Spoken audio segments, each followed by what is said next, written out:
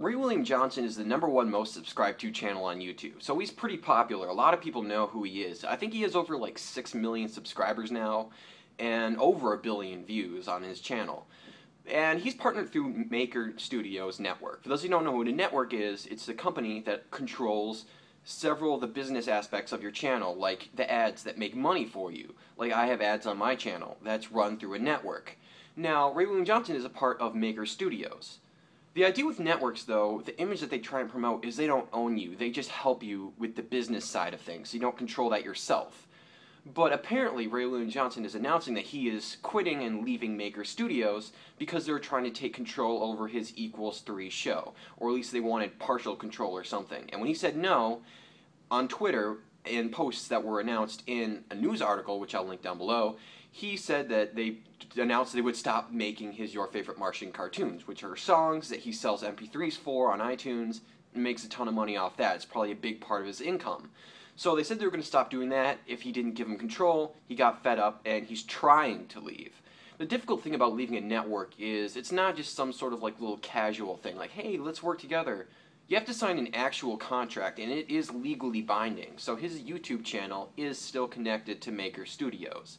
And he's got to either find some way to get out of it through a loophole or something, or just wait until the contract expires. Which I don't know how long that could take. That could be a year, that could be 5 years.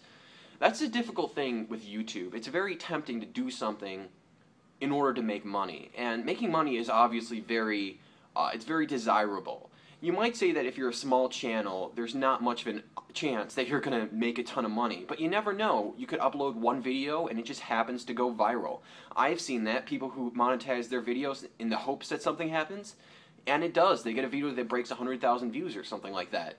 So joining a network is very, very tempting. The only problem is you can jump into it preemptively expecting something great to happen when in reality you just get bit in the butt in the end.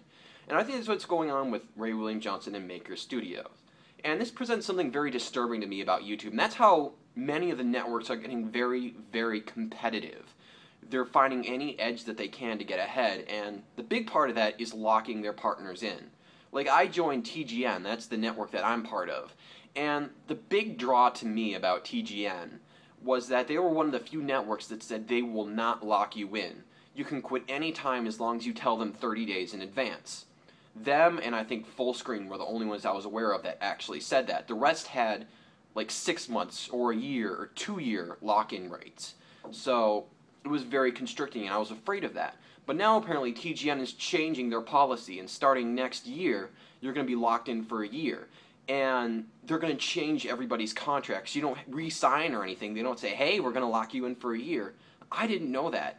I just thought there was no strings attached. But I'm skeptical. So like, maybe there are. So I investigated, and what do you know? They are changing the policy. And that scares me. It scares me that this is the climate that YouTube is changing into. It's not so much about personal, amateurish expression, trying to just be casual and do what you can. It's becoming very corporate controlled. I feel like it's becoming very corrupt. And it's not very prominent right now. There's only little bits and pieces, like Maker Studio trying to take over Ray William Johnson's channel. But still, I think that it's very worth noting and worth being careful for. Of course, you really can't because it's kind of impossible to get a partnership without being part of a network anymore. But what are you going to do? There's not much you can get out of that. There's not much that you can avoid. I guess all you can do is try and find the best network to possibly join that'll actually take you, if it's worth waiting that long. I don't know, though. I just think I don't know, I feel like it sort of sucks the soul out of YouTube. It's like, just create your own content, and these networks and the YouTube Partnership Program are just here to help you along the way. I feel like that doesn't exist anymore, though, and that's a problem to me. It's a problem that we've stepped away from just doing your own thing to having to be part of a corporation and having to run through all these systems. It's not personal anymore, and that's very upsetting to me that we don't function that way anymore. I don't know if there's any way to go back to that, but if there was, I think it would be a good thing to aim for doing so.